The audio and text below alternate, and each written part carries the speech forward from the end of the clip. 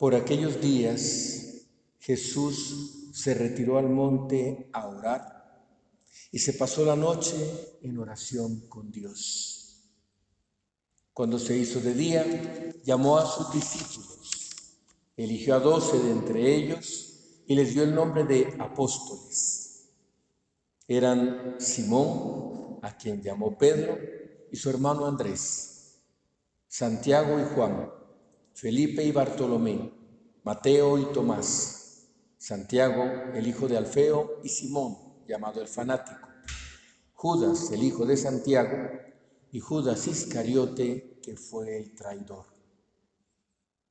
Al bajar del monte con sus discípulos y sus apóstoles, se detuvo en un llano.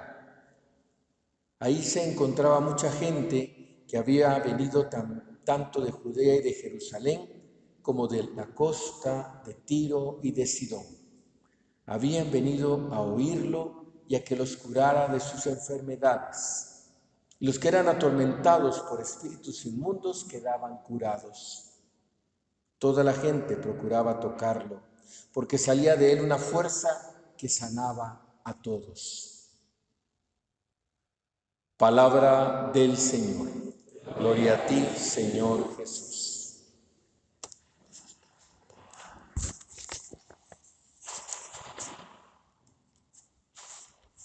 Comenta un autor espiritual. Nos dice el Evangelio de hoy que Jesús se retiró al monte a orar y se pasó la noche en oración con Dios. La oración consiste en elevar el corazón a Dios. La oración es la elevación del alma a Dios. Cuando una persona reza, entra en una relación personal con Dios, en una relación de amistad con Dios.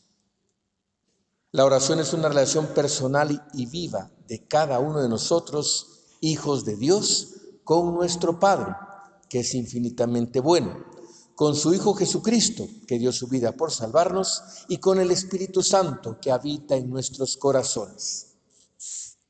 El esfuerzo de rezar diariamente es parte importantísima de la vida cristiana. La oración es siempre un don de Dios que sale a nuestro encuentro. La oración es un don de Dios, pero también es una tarea nuestra, porque se obtiene haciendo el esfuerzo de rezar. Dios nos ha creado para Él. Dios ha impreso en nosotros la necesidad de comunicarnos con Él, y eso es la oración. Dios siempre está allí para quien quiera comunicarse con Él. A veces nos olvidamos de Dios. A veces vivimos como si Dios no existiera o como si no estuviera siempre con nosotros.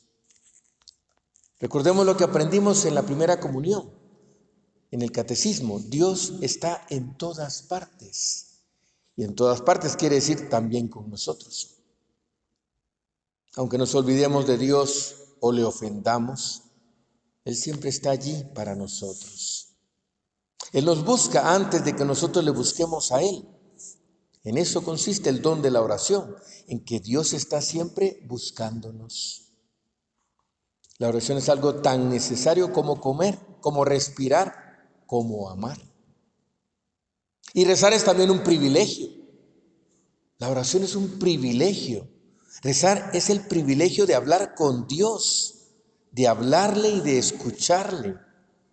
Nos damos cuenta el privilegio que significa que nosotros, simples criaturas pecadoras, podamos dirigirnos a nuestro Creador para pedirle, para alabarle, para rogarle, para darle gracias, para decirle cosas y que Él nos escuche.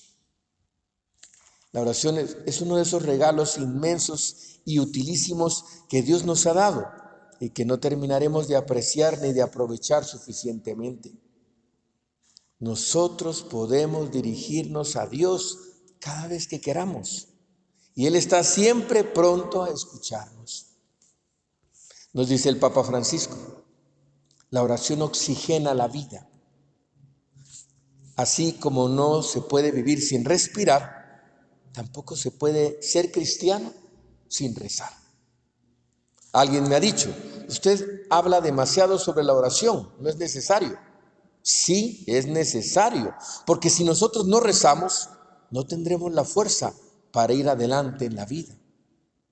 La oración es como el oxígeno de la vida. La oración es atraer sobre nosotros la presencia del Espíritu Santo que nos lleva siempre adelante.